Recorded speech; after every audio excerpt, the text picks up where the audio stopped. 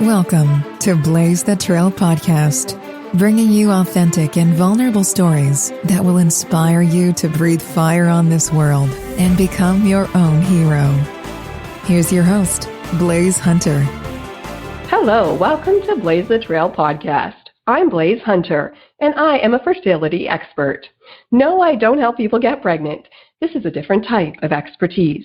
I actually inspire women to birth confidence, to birth their dreams, passions, and goals, as well as discover peace amongst infertility.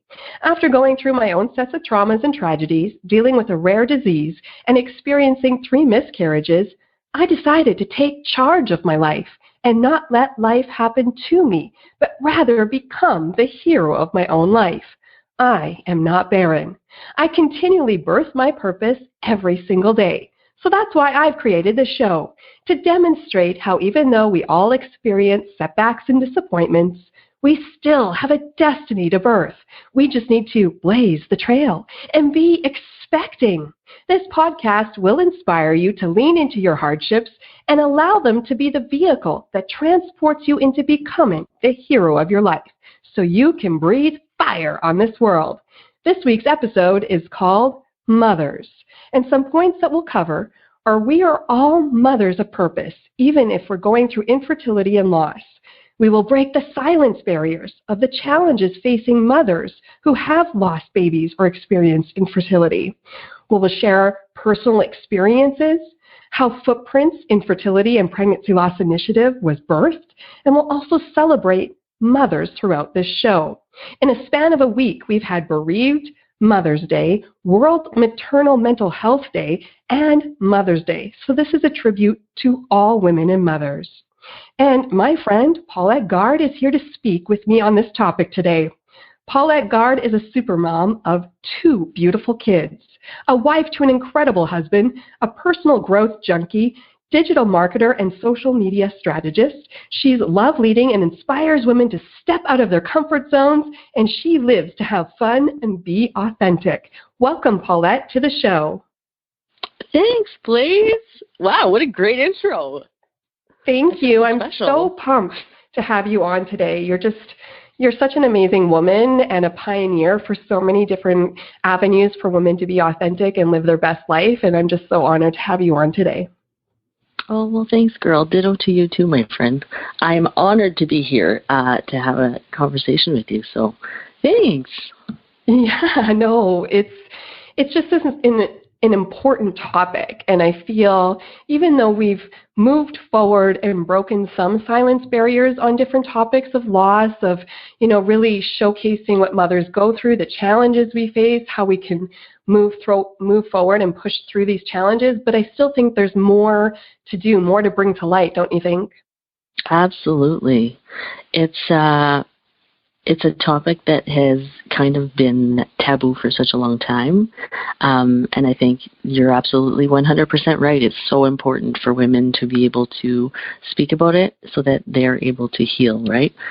So thank you on behalf of all bereaved mothers out there for really giving us this platform to listen. Because also, for some people, some people aren't comfortable talking about it, but having somewhere where they can listen to it and listen from other people's experiences is also very healing in itself. So I think this is really cool.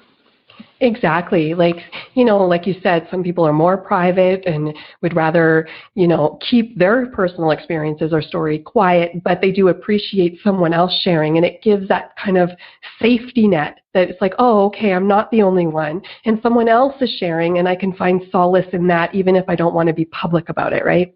Absolutely. Absolutely. Yeah, and so it is a crazy week with this bereaved mother, maternal mental health, Mother's Day. So it really covers everything. And I know some women might be listening and be like, you know what, I don't even have any children. And so I guess this show isn't for me, or this is triggering me. And I just wanted to validate that no matter if you've actually physically birthed a child or not, we are all mothers of purpose, mothers of dreams and destiny, of passion. So don't discount the fact that you may not have a physical child. You are a mother, and we're going to honor all women in this show today. Amen, sister. Exactly. So yeah, our first point that we want to talk about is really about how difficult is this season right now, how difficult is this past week that we're going through with, bringing up a lot of topics, a lot of hard issues that women are going through, whether you've lost a child, whether you're grieving you've never had a child, whether you're a mother, and it is freaking hard. And we're going to honor all of that today in this hard season, especially that we're going through this in a pandemic where everything's shut down. So now mothers' plates have been added triple fold to cover many different bases. And it's a difficult season. And you're a mom of two. So can you attest that it's a difficult time for you? You're funny. Oh my goodness, you guys. Yes, it has been a challenge, to say the least. I'm lucky. Like Blaise was saying earlier, I'm a digital marketer, and so my job is at home, which is great. So not a lot of things have changed in that sense for me. But now I also have tiny people and a husband at home with me as well. And so it's kind of rocked our schedule, to say the least. Mm-hmm. And I'm having a really hard time balancing. So we're all getting through it together. I've had to really harness my patience, I feel like. One thing that I've learned is that I am 100% not cut out to be a teacher. And I am so incredibly grateful. I've always been grateful for teachers in the past, but this has taken it to a whole other level. There's a reason why I'm not a teacher. Oh, it exposes all of our weaknesses. Oh, God. It's just like, it's been a lot. But I feel like there are also positives in it. And, we've had so much more family time, which is amazing. But it does get really overwhelming. And so communication is key, is what I keep saying to my husband. Yes, and communication within yourself to understand where you're, veering off the rails a bit and how to, articulate that and verbalize that to your partner and to even yourself and to your children, so then you can, take the lead on your mental health in this time, trying to do all the different jobs that we're supposed to be able to do right now, right? Yeah, absolutely. And I think it's funny because there's so many people that have different, everybody's different, right? We all have different personalities, and some people are introverts. So all the introverts out there are probably like, woohoo, I've been preparing for this all my life. But then exactly. The extroverts out there are kind of panicking because they crave that connection, right? That physical and that in-person connection with people. So it's kind of tough. I am in the middle. I'm an ambivert. So I'm a little bit introvert. I'm an introverted extrovert, is what I like to say. I'm totally that too. I love my home, but I love being out. It's a mix. Yeah. So I'm having I feel like it's this roller coaster of I'll have really great days where I'm I'm so grateful to not have to be rushing everywhere and with the hustle and bustle. But then also some days I'm just crawling out of my skin. I need to get out of here. I just I just need to be out somewhere in civilization, away from my home. I totally get you. Yeah, and then it plays on your emotions a bit. And then I'll dive into a little bit of how this past week has even worked for me. And then I'll ask you, dealing with all of this other stuff that's been added to us and trying to find that balance. But then you have this other component of bereaved Mother's Day. Mother's Day is coming up. And so it kind of brings to light some other emotions. And I think I was really not triggered, but just reminded of some of those emotions. And because I've been, totally closed up inside, and you're in silence and you can't have an outlet, and you're here and you're kind of forced to kind of face those different emotions, it really hit me hard. And then I broke down. I'll be honest here, I had a 48-hour window where I just ugly cried, sobbed, grieved, and I didn't know particularly why, whether because I've really been an advocate for pregnancy loss and infertility, that I was grieving for other women and other mothers. I was grieving for my 3 babies that I've miscarried, just grieving. And I tried to stop it and I couldn't. So I'm like, you know what, I'm just going to roll with it, and I'm just going to let myself cry until I feel that release. And it was a full 48 hours before I came out of it. And then I felt clearer and I had released something, but I leaned into those emotions and that ugliness and that mess so it could release itself and I could move through it. But being a woman that you've had a miscarriage, Paulette, and that's partly why I had you on today, is that you've been through this. Did you have any emotions like that with this whole week, reminding of mothers or bereavement? Did you have any of those different kind of emotions? I can't say that this week specifically has been like a big change for me. I feel like it's just always with me. Mm-hmm. So it hasn't been like a specific date kind of thing that it's kind of hit me.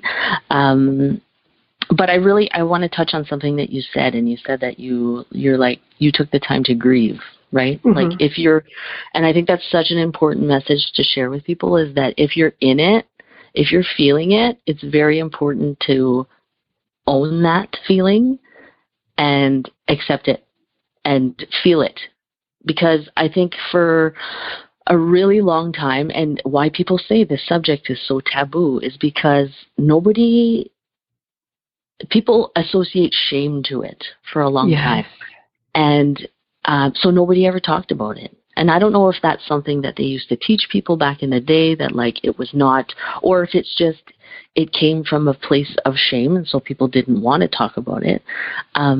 But I think it's so incredibly important for us moms and dads, remembering that this isn't just like a mom thing. This is a dad thing too, right? Absolutely. But to work through those emotions and actually take the time and grieve those feelings. If it hits you on a Tuesday morning at 10 o'clock, like, cry. I'm a crier, guys. Blaise can attest to this. I cry all the time. So if I read an article, or if I've listened to a podcast that's touched me, and it's really like I've brought me back to that place where I was when I miscarried, I won't hesitate to get emotional and like really live that moment, because that helps me move forward. Do you know what I mean? Yeah, that's totally beautiful what you just said there. Well, thanks. I love what you say about, and I love this whole movement that you've created to really open up the conversation, because I feel like that's like it's so important for moms out there who have gone through this, for dads out there who have gone through this, to understand that it's okay and that it's normal, and, you know, just to work through it. Whether that be calling somebody, if you need to call somebody who's been through it. If you just need to go watch a sad movie, do that. But own the feelings and just let yourself work through them, instead of just like shoving them down into like a little sad place. Do you know what I mean? Well, and then that festers, right? And then this isn't about even just about mothers and moms and dads. Like, this season's probably particularly hard for women and men that have had infertility, because you're all over social media. It's everywhere. Mother's Day, there's flowers everywhere. Every store you go to, there's cards everywhere. There's this mothers, right? And I think it's just this constant reminder of what you couldn't do and the dream that hasn't come true. And it's just like a trigger, because like I've seen that on social media too. And, you know, I'm going to play a little bit of devil's advocate here, because I see a post and it's talking about honoring your child, or your greatest achievement could be your child that you raise up. And you know what? There's nothing wrong with that. That's a great statement. That could be very true. But this week is particularly hard for women and men that haven't been able to birth that baby yet. And so it triggered someone online, and then it created this massive explosion of attacks, of different points of views. And it was just like, you know what? This lady just needed some empathy. Like, yeah, I hear ya. Tough week for you. I'm so sorry. You're still a mother, and I honor you.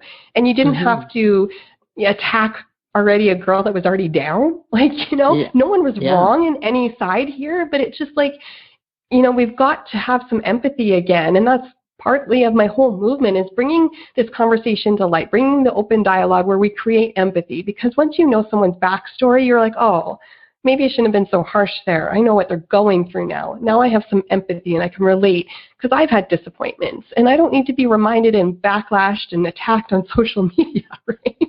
Yeah, totally. So it's just a reminder that we need to have empathy for people, especially in this week, because it's triggering a lot of emotions. Plus, we add this pandemic onto our plate, and it's created a little bit more of a rawness, because now we're not at our best emotionally because we're really worn down and we're really trying to cover a lot and we're grieving our lives. So we all just need to cut everybody some slack. Yes, 100%. And so then part of having you on the show today is that I wrote my book, Heroine, to heal partly from my 3 miscarriages that I had. And I was grieving and I didn't know how to release it. And I felt like for me, my outlet was to let it out in words and write this book. And through that, I had a whole section in there about infertility and my loss, and I had other women comment on it. And it was just really healing for me to share that experience. And going through those 3 miscarriages, and you've had a miscarriage, how did you feel when you went through that, and how did you heal through that? So I feel like when we are growing up, we have all these like really grand ideas of what our future is going to look like, and we dream about things like our wedding day, and as girls especially, right? We're always like, oh, I wonder what my day is going to be like, and you have this whole idea in your head, and you think a lot of times the same way about when you're going to start a family. And so when my husband and I when we got pregnant the first time, we actually got pregnant on our honeymoon, which was really cool. And I remember the minute I found out, I was like over the moon excited, and I was so nervous at the same time, and I couldn't wait to share the news with everybody. And so we did some really, really special things for our families to share the news. And we found out at 13 weeks that we had lost, and it was absolutely devastating. And because in my mind, Jerry and I had thought we had already created this reality. It was a reality, right? Like our story was just beginning, and we were so excited, and we had put so much thought and excitement, and there was a vision for what it was going to be like. And we didn't know the sex of our baby, but we knew we already had a vision for what our little one's future was going to be like, right? So it was like 100% real from us. So when we found out that we miscarried, it was the end of that dream, what it felt like for us, right? Like it was soul crushing.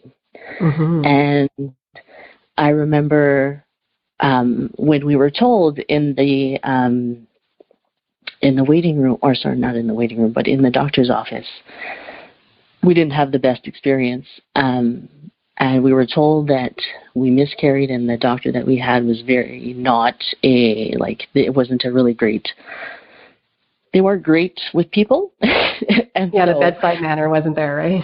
Oh, sister, it was, yeah. Anyways, and we were just told very abruptly, and we were given facts. Okay, this is what's going to happen. This is what you need to do. Do you understand? Okay, thanks. You're free to go.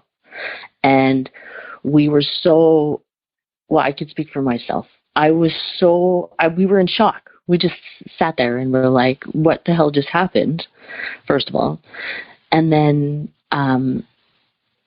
so we sat for a couple minutes, and then it kind of hits, and you're like, oh my God, everything that I have imagined, that I have built up in my brain has just been, like, the rug has just been, pulled from under me. And I remember looking at Jerry and being like, okay, so what now? Like, and in our medical office, you have to walk through, to leave, you have to walk through the waiting room. And for me, it was like, I felt like it was a walk of shame. I couldn't even fathom. I'm like, you want me to walk? Like, can I have a minute? Mm-hmm. And I thought very like, it was like we were being rushed out of there. And like now I understand for some people, if you've never gone through it, it's really hard to understand what it's like. And so I don't know if this doctor had never been through it or what it was. And I'm not necessarily blaming the doctor. It's just it was just not a very ideal situation. And so we walked through. We had to walk through that waiting room, and it was like a walk of shame. I felt like, and I remember having to go pick up my daughter Montana from school like an hour later, and I was like a zombie. I just could not function. And I couldn't also fathom how everybody else could just go on with their lives, because like I said, I was broken. Mm-hmm. I was really, really, really lucky to have Jerry, my husband, who was such an incredible rock for me. But I remember I was just so broken, for the lack of a better word. And I just laid in bed I laid in bed for a couple of days. And Montana, who is my stepdaughter, she was, I think, 3 at the time or something like that. 3 or 4. Oh no, she was like 4. Yeah, 4. Anyways, the only thing that would make me feel better was her. Mm-hmm. So she would come and like sit with me or lay with me. And I just couldn't understand how everybody else could go on with their day. And a lot of people would come and say, and I know, because I've been this person to other people, where when your friend or a family member or someone is going through something very traumatic like this, the one thing that you want to do is fix it for them, right? You want to do the perfect thing or do the perfect thing. But the reality of the situation is that there's no perfect way, or there's nothing that you can say that's going to fix it. And so there was tons of people that would come up to me and say like, well, it's really common. 1 in 4 people. This happens to 1 in 4 people. And worst thing to say. Or it happened for a reason. Everything happens for a reason. Don't say that. People don't say that to people. Yeah. And I get it now, because I've been that person. I've said those things. Mm-hmm. Because all I wanted to do was fix it. But being on the other side of the fence, it was like, I felt like people were trying to minimize it. Although that was not their intention. I just needed people to understand how I was feeling. Well, and I think people need to just sit with you, because often I get asked, like, mm-hmm. what is the perfect thing to say? And like you said, there's nothing you can actually say or do to help me or fix it. But if you can just sit there with me and hold space with me and be with me, that's the best, right? Exactly. Hold space for me and just allow me to be sad and mad and angry and just everything. Just allow me to sit there with you, and you hold that and not try and minimize it or do away with it. Just sit in it with me, right? Yeah. And so when things like Mother's Day roll around after the fact, or special holidays, and that becomes a trigger, like you were talking about before, right? Mm-hmm. I felt like I didn't, because I knew that it was making people uncomfortable. And I think that this is also maybe where the taboo thing comes from, is that I knew that other people talking about it made them uncomfortable, and I didn't want to make anybody else uncomfortable, so I would just sit alone with my feelings, right? I totally get what you're saying there. Yeah, I totally relate. Mm-hmm. And so one of the things that was really awesome for me is when you started the Footprints Infertility group, is that I wish I would have had that way back in the day when I had gone through it, because I felt like mm-hmm. I was alone in it. I didn't know I wasn't close to very many people that had gone through it. And so, or I might have been, but we never had those conversations. And nobody ever felt comfortable talking about it. So, we didn't, right? And so I felt like I had to grieve on my own. And even with Jerry, my husband, it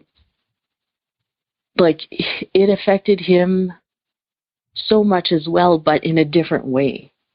Mm-hmm. And I remember we went through this period in time where I felt almost resentful because he wasn't grieving the same way I was.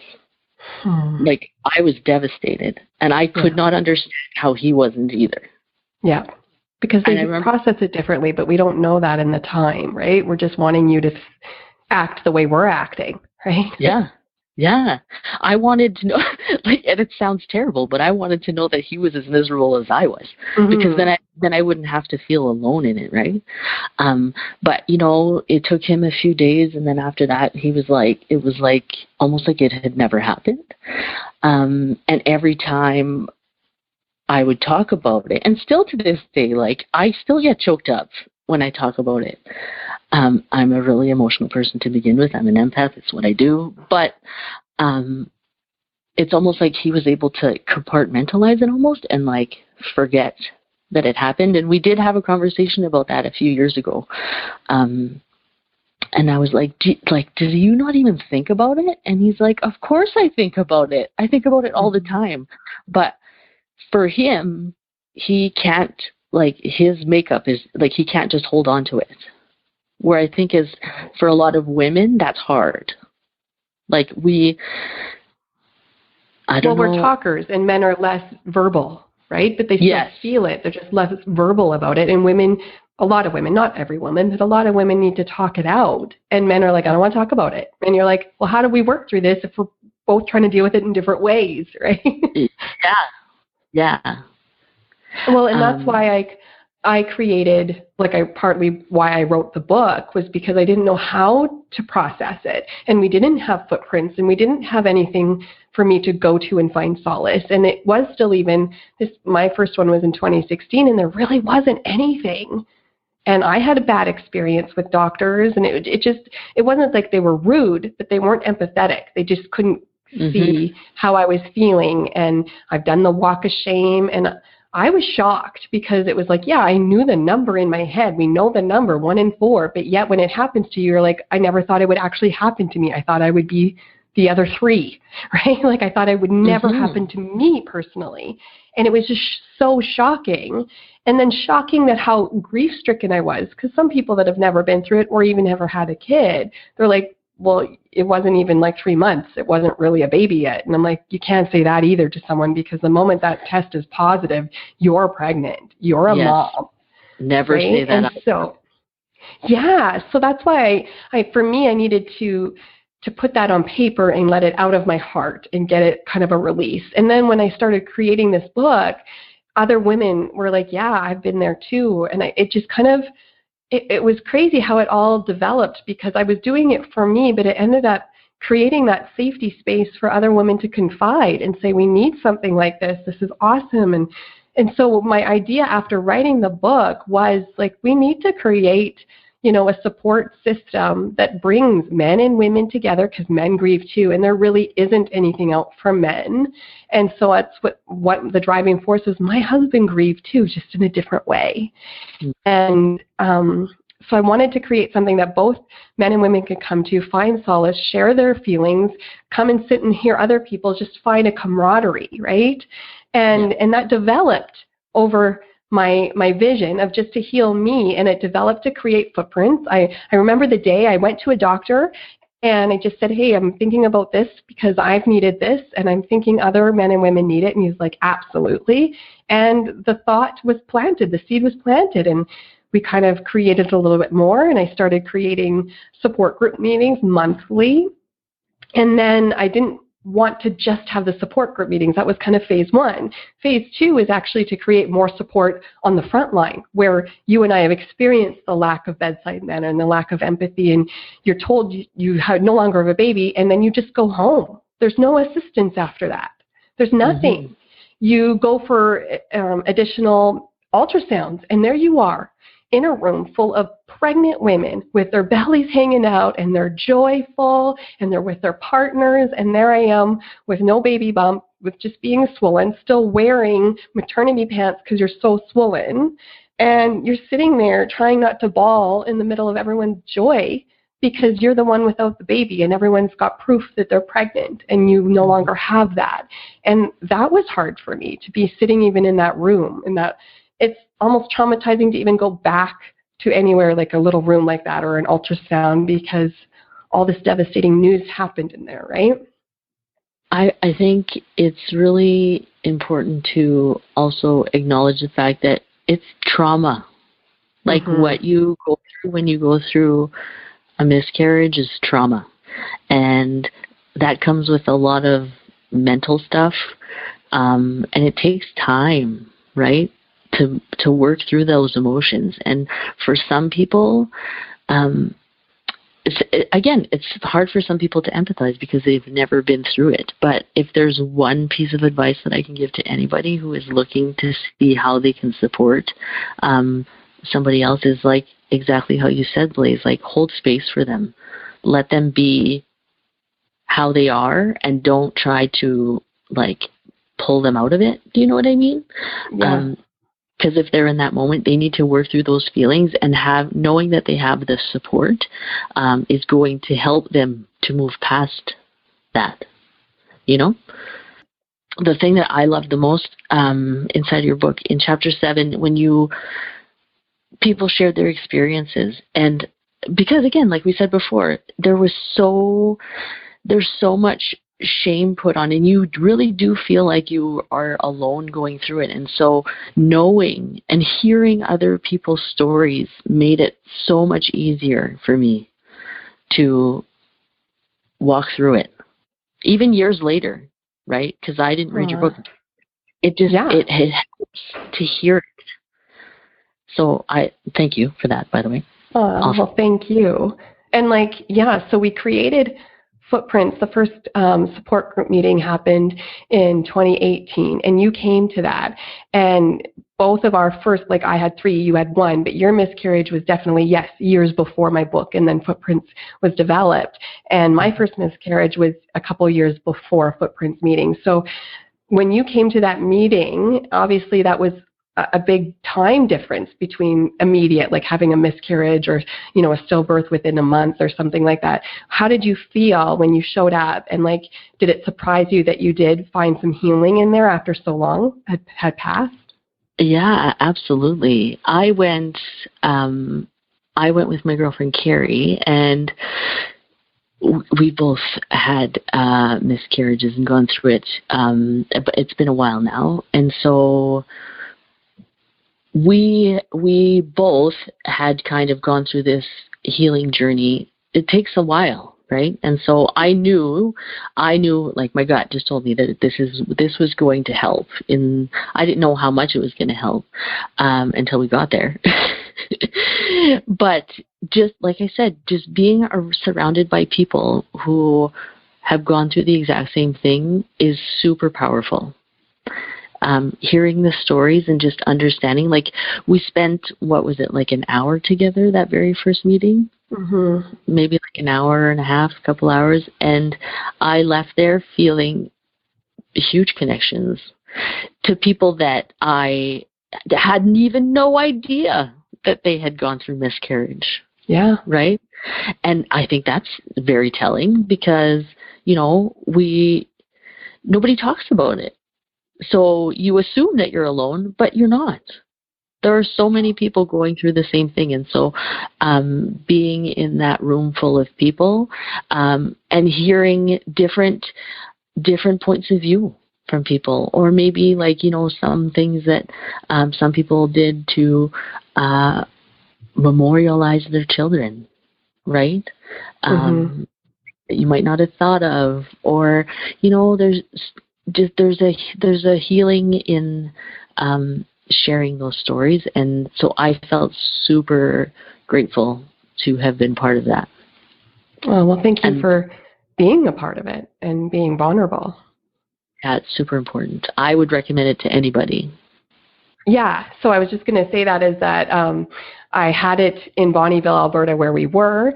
I moved across the ocean and continents, and I went to UK for 6 months, and I really expanded my reach over there and tried to expand footprints and just the exposure of it and really get people connected and open that conversation. So as I have developed footprints in my business, I realized it can't just stay in Bonnyville, Alberta. So I've taken the monthly support group meetings from physical meetings once a month into a Facebook group where it's open to everyone across the world. And I provide such healing resources and a space for people to share what they're going through. And it's a closed group, so it's a safe environment. And it's called Footprints, Infertility, and Pregnancy Loss Support Group on Facebook. You can find it, and people can go there and find solace. And then another part of that was the support bags, and I wanted to have that at the meetings. And if anyone is going through this, whoever's listening here, please contact me through my website, blaisehunter.com. And if you're anywhere in the world, I will send you a support bag free of charge, because that's what this whole mission is about, is providing that empathy outbreak where you are valid, your feelings are valid, your husband or your partner's feelings are valid, and your baby is counted. And so in the support bag, which I needed funding for, because unfortunately it doesn't really fit in a box to get funding, and that's why I wanted you on the show too, is Paulette, is you were part of that funding outbreak that I got in the community. You called me up and said, I want to give to your program, go birth it. And then it created space for other people in the community to donate, and I was able to create massive amounts of support bags to be delivered to the clinics and the hospitals and anyone that's in need through support groups I have. And it includes my book, it includes a certificate of life that your baby was counted, it's got a footprint bracelet, and it's got lots of mental health pamphlets and just good resource tools and coping skills. And in my book there is a good resource of how to go through grief, and it's just a community. And so thank you so much for contributing to that and being a big part of that. And maybe you can share why that was so important for you to make sure that it was birthed and came out for people to have a resource. I might cry.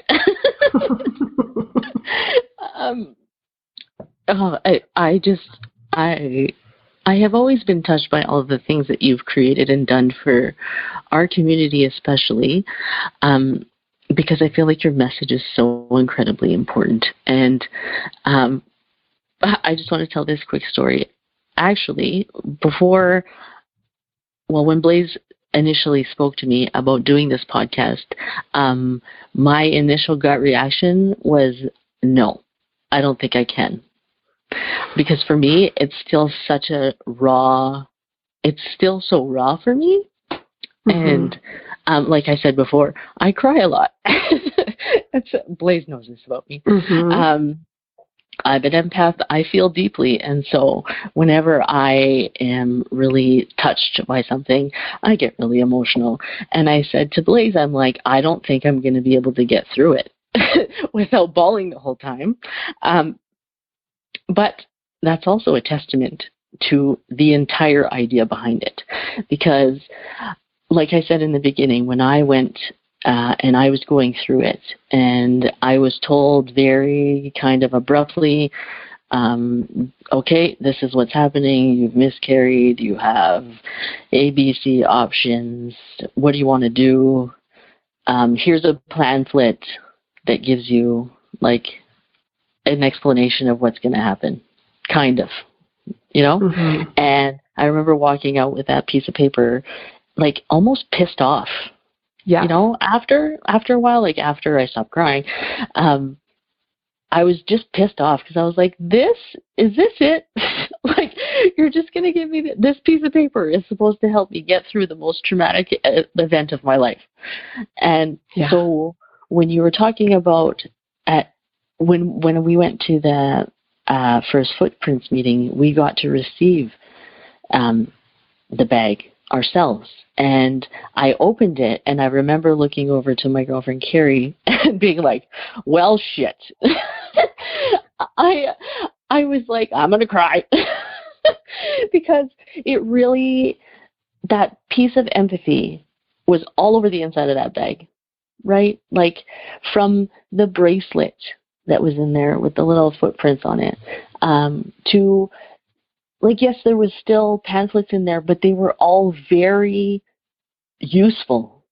Pamphlets on mental health, pamphlets for the guys in our lives and how they can help get through stuff. Like, it was actually something that we could, like, use and really appreciate. And so when I'm a big believer that things happen for a reason, and so the universe kind of worked its magic, and or God, or whatever you want to say, and we were able to get some extra funds, and I really wanted to be part of it. Jerry and I really wanted to be part of it. It wasn't even a question. Blaise and I were having a conversation on her front lawn one day, and she was talking to me about how she really wanted to get this off the ground, and I left in my car, and the whole ride home, all I could think about was like, oh my goodness, how can I help? Like, how can we get this off the ground? And I called my husband, and I told him about our conversation, and he's just like, yeah, for sure. Like, didn't even hesitate. And then I fell in love with my husband like 17 more times than I ever did. Honestly, yes, like you said, we're in a perfect timing of life, and sometimes you just put together for each other. Like, I helped you, you helped me. Like, it was a perfect, coming of together to heal and to be, an advocate for those who can't be loud yet, and an advocate for the babies that we've lost. They have no voice, so let's be a voice for them. Mm-hmm. And I know, coming back to the empathy thing, like, you and I, we know exactly what all those families are going through. And so I didn't want to come on. Initially, I didn't think that I could do the podcast because I didn't think that I'd be able to speak about it without bawling the whole time. But at the same time, I wanted to so bad because I know how much it means to be able to have a safe place to talk about it. So, well, thank you for your bravery. I know when you said, no, I don't think I can do it, I'm like, I honor that, because you have to know what you're ready for. But you sat with it, and the next day you're like, let's do this. And I'm like, yeah. Oh, you're so brave. I love you. Thank you for stepping into that. And I know it's scary, because it's scary to not be too emotional. It's scary to speak things that you've kept private and silent. Like, it's hard, but like, sometimes it's harder not to. Like, sometimes you have to do that push, depending where you are in your life, to make sure that you create that safe place and that kind of roadway for other people to join in, because this is a real problem. Like, people, if it's 1 in 4, there's a lot of people around you in your circle, in your community, that that are suffering, and you don't know how deep it goes, and you don't know how bad it is. And so if you can be that person in your circle, that light, that beacon, where you're like, hey, I can hold space for you, and I'm safe to talk to you, and there's no judgment, and I'm not going to try and fix your problems, but I can just be here with you, and I can know what you're going through, because me and you have been there. And like you said about that piece of paper, oh my God, every woman I talk to is like, whatever color it was. Some people had a yellow paper, some people had a blue paper, some people had a white paper. I had a white one that was photocopied probably 3,000 times, so it was crooked and dark and smudgy. And then like, that is what my baby was worth. That's what I felt. And I was like, that's a slap in the face, and I don't even know how I can even take this paper home. Like, I just felt like it was just such a mockery of the life I just lost, right? Right, exactly. And so I put all of that into these bags, because I've been there 3 times. And so I would never want to put that piece of paper, the way it was presented to me, to anyone else, to man or to woman. And so what you're getting in that support bag is basically everything that I needed, everything that represents love and empathy and just a big hug. And it's all wrapped up into that support bag. And it's all because of you, and people in my community and people all over the country donated to help me birth this. And then we were able to do another step and create a physical memorial. So Paulette, you were part of that I was able to create a standing memorial erected along Jessie Lake in Bonnyville, Alberta. And it's it will forever stand as a memorial for our babies, a place to grieve, a place to come and honor and remember, and just show that we made them count and they were a life. And now they're in heaven, and now we can honor them and honor their memory. And that's a standing memorial, a standing representative of that it's okay to speak about it. Right? Oh, yes, 100%. That was so, so special. I got a chance to read a poem at the unveiling, and you were actually not here. You were over in England, but you were there live. You were watching live. I wanted it erected before it snowed because the snow takes so long to go away. So it was I appreciated that you and all the women that were my inner circle that helped me pull that off while I was in England. That was you and Carrie and Robin and the medical staff, the doctors and the nurses. Everyone just came out and pulled it off without me even being there. So it was a true testament to the circle that I have that helped me pull that off and get it erected and get it birthed. We're saying a gift, a legacy, and a place for men and women to have for years to come. It was really beautiful, and again, that sense of community, right? Everybody was working towards a common goal, and it was so beautiful. Of course, I cried through the entire poem, couldn't get through it, but I cried. Everyone cried. You can hear the live feed of everyone sobbing in the background. It was so emotional and touching. And I definitely want to drive also the fact that it's for people going through infertility, because you're grieving the loss of a dream and the footprint that you will never be able to birth. So don't disclude or think that it's just for people that have stillbirths or lost babies. It's for the person, it's for the man, it's for the woman that hasn't been able to conceive a child. And it's a place to go to honor that dream. And there's footprints spray painted still all over the pavement around that, and it just is such a beautiful mark of honor. It really, really is.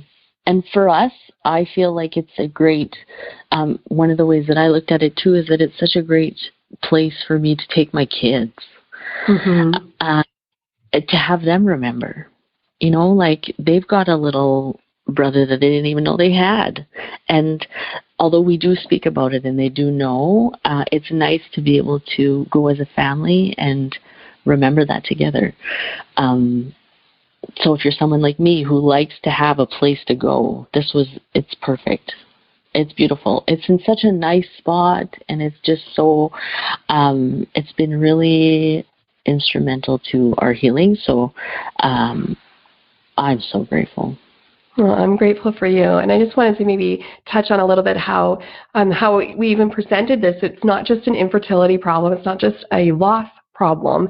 It has become a mental and emotional health issue, because if you're not working through this and processing it and moving through those grief and frustrations and anger and resentment, then it festers below the surface, and it then spills into other parts of your life, and then it does affect your mental health and your emotional health. So maybe just share how important it is from your perspective, how good of footprints in this program and all what this issue is dealing with in this program for mental health. Yeah, it all comes back to really making it okay to grieve and to process your feelings and to really go through it. Starting the conversation, all of it. It's creating a safe place for people to talk about their feelings, to work through their stuff. Because again, like you said, if you just shove it down, like how many of us know people or have family members that, they just shove all the stuff down? Feelings, what are those? We don't talk about those.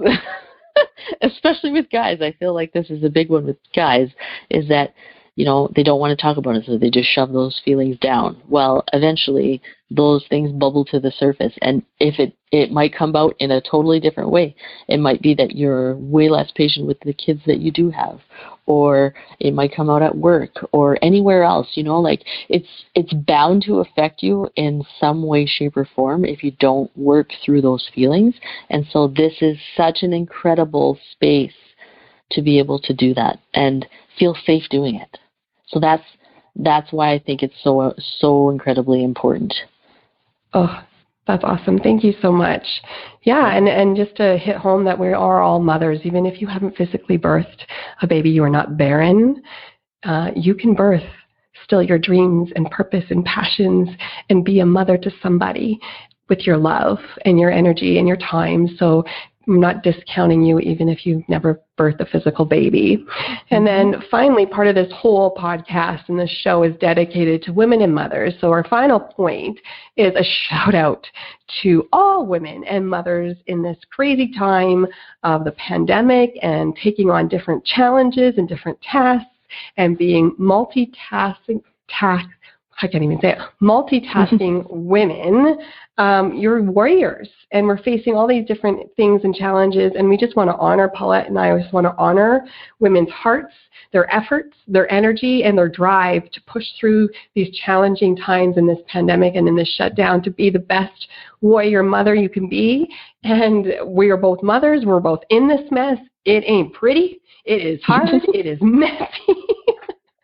All the stuff behind the scenes, and I think that's part of both of me and your kind of message is that we're going to show the real. We're going to peel back the curtain. Like, it ain't like I'm sitting here with my hair done beautifully and I've gotten everything covered and I'm relaxing because I'm a badass mom. Like, I am badass, but I don't get it all covered. Like, this podcast, like, Paulette, you call me, you're like, what time are we doing this? And I'm like, oh God, what day is it today? I'm doing a podcast today. I totally forgot. And I'm like, oh yeah, we're good. Because I'm just covering so much stuff. Like, I forgot what day it was. And so, yeah, I just wanted to have you on and like, how can we do a shout out? Like, how do you feel like how we could honor women, and what are your thoughts about that? I think it's very important for all of us out there to give ourselves a little bit of grace. Okay? We, as moms, dads, we did not go to school to be educators, right? So let's not take that on 100% and feel like we need to do the job of the educators that were educating our children before. We are handed resources right now by these amazing individuals who are like the pillars of our society.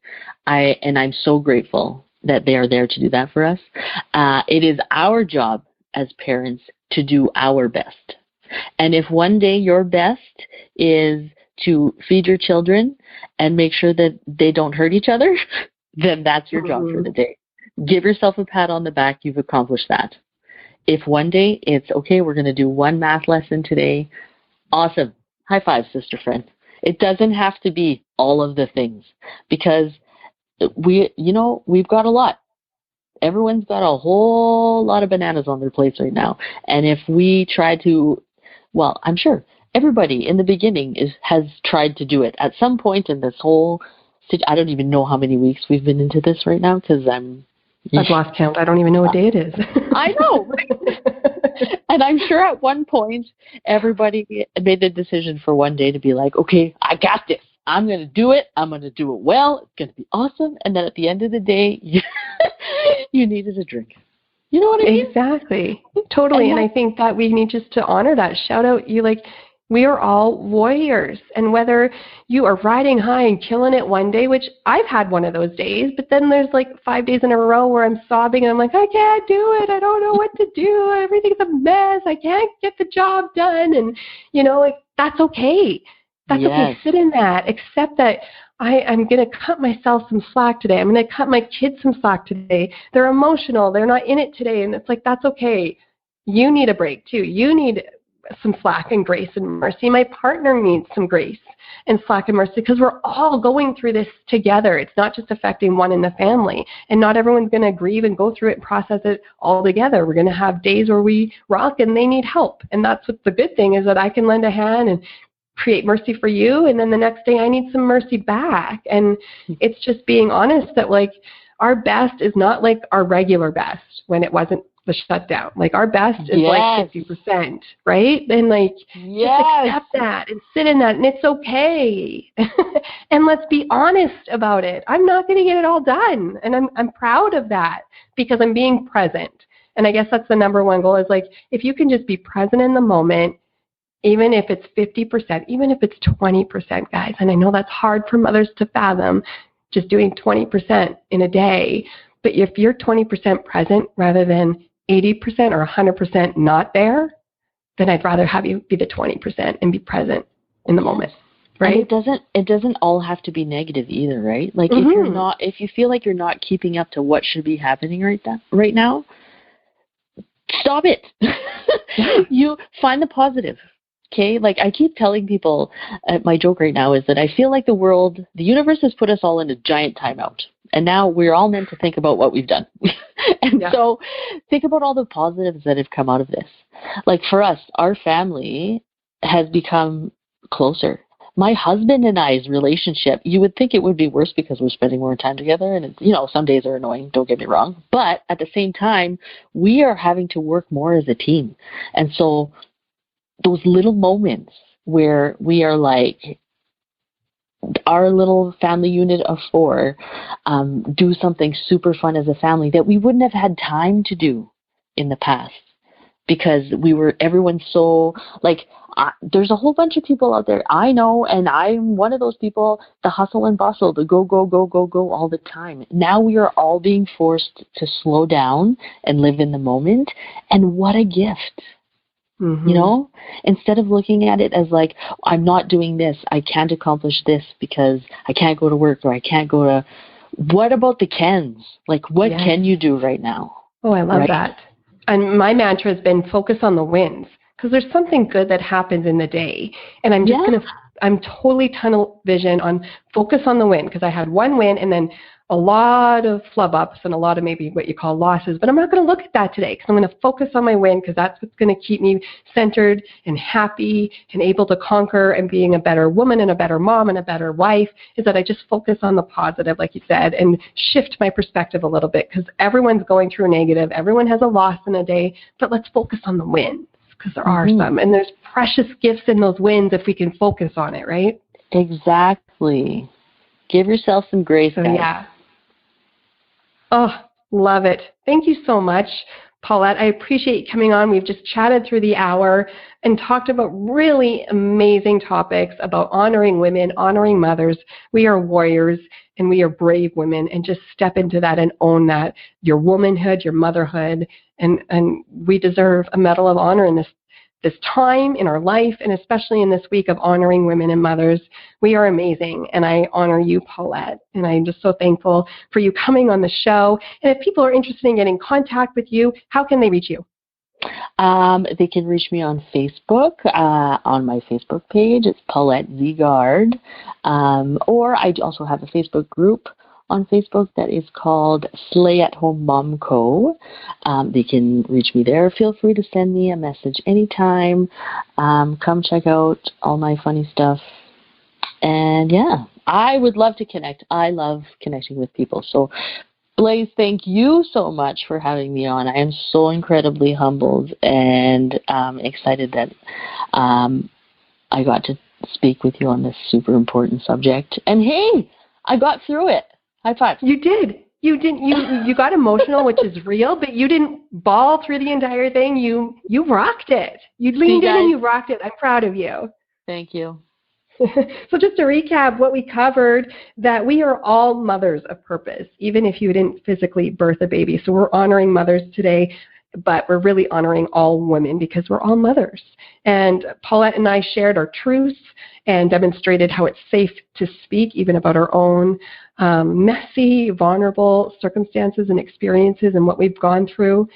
We talked about Footprints Infertility and Pregnancy Loss Initiative and how it was birthed from our pain and how everyone can come together in a community and have support. You can find that on Facebook. Women and mothers everywhere are warriors during this pandemic, and every day that you are a mother and you show up, and we honor all women and mothers today. That's it for this week's episode. Challenge yourself to be vulnerable, lean into those difficulties, and have those open conversations so we can rise up and be the heroes of our lives, and let us breathe fire together. If you've enjoyed this show, please subscribe and support Blaise the Trail podcast.